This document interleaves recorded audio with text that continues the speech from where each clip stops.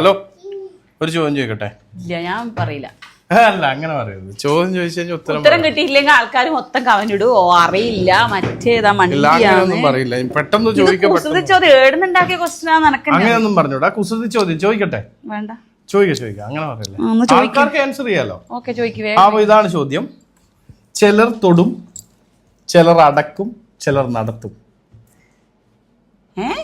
ചില ആളുകൾ ഇത് തൊടും. നെഗറ്റീവ് വരുന്നുണ്ട്. ശേ, ഒന്നുമില്ല. ചില ആളുകൾ തൊടും, ചില ആളുകൾ അടക്കും, ചില ആളുകൾ നടത്തും.